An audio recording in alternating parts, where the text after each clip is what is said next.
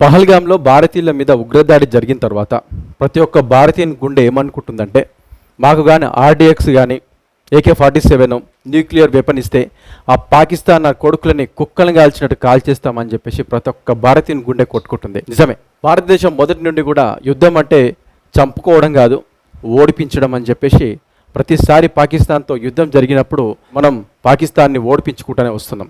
అయినా కానీ పాకిస్తాన్ బుద్ధి మారట్లేదు. ఎందుకంటే అది కుక్క బుద్ధి, కుక్కతో ఒక వంకర లెక్క. మరి ఆ వంకర్ని కట్ చేయాలంటే ఎలా? అందుకే పాకిస్తాన్ పైన విరుచుకుపడాలి అంటే మనం చాణక్య నీతిని ప్రదర్శించాలి అన్నట్టు నరేంద్ర మోడీ గారి ప్రభుత్వం చూస్తున్నట్టు అనిపిస్తుంది. చాణక్య నీతి పుస్తకం చదువుకున్న వాళ్ళకి చాలామందికి తెలిసే ఉంటుంది, నాకు తెలిసి. యుద్ధంలో ఒక శత్రువుని దెబ్బతీయాలంటే ఆర్థికంగా, మానసికంగా, శారీరకంగా దెబ్బతీస్తే ఎదుట ఉన్న శత్రువు తోక ఊపుకుంటూ మన కాళ్ళ మీద పడతాడు అన్నట్టు మనకు ఆ పుస్తకంలో ఉంటుంది. ఇప్పుడు మన మోడీ గారి గవర్నమెంట్ కూడా అదే చేయబోతుంది. ఎలా అంటే, మొన్న టెర్రరిస్టులకు సంబంధించిన వాళ్ళ ఇల్లులు, వాళ్ళకి సపోర్ట్ చేసిన నైబర్స్, వాళ్ళ చుట్టాల ఇల్లు అన్నిటినీ ధ్వంసం చేయడం జరిగింది. వాళ్ళ ఆస్తులను కూడా. ఇండస్ రివర్ వాటర్ని అనౌన్స్మెంట్ చేయకుండానే వాటర్ వదలడం వల్ల చాలా కుటుంబీకులు, చాలా పాకిస్తాన్లో ఉన్న ఇల్లులన్నీ కొట్టుకుపోయినాయి. అది ఆర్థికంగా దెబ్బతీసిన వాళ్ళం అవుతాం అన్నట్టు ఇదొక టెక్నిక్ అని చెప్పుకోవచ్చు మనం. అలాగే పాకిస్తాన్కి సంబంధించిన నేషనల్ మీడియా కానీ, యూట్యూబ్ ఛానల్ కానీ అన్నిటిని కూడా బ్యాన్ చేశారు. నిన్ననే 62,000 కోట్ల రూపాయలు పెట్టి న్యూక్లియర్ వెపన్స్ కొన్నారు ఫ్రాన్స్ నుండి. ఈ వెపన్ని వాడరు అసలు.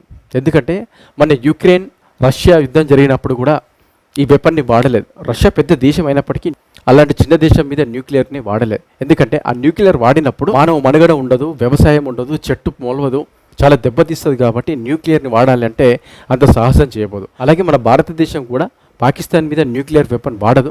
కాకపోతే మా దగ్గర ఇన్ని వెపన్స్ ఉన్నాయనే బల ప్రదర్శన చూపించుకోవడానికే.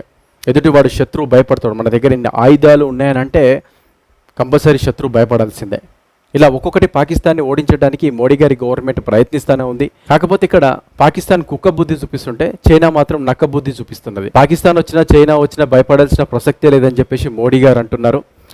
ఆల్జెబ్రా ఛానల్లో ఎంటర్టైన్మెంటే కాకుండా ఇలాంటి కరెంట్ అఫైర్స్ కూడా ప్రతిరోజు చూడొచ్చు. ఇక సబ్స్క్రైబ్ చేయండి, సపోర్ట్ చేయండి. Thank you very much. జై భారత్.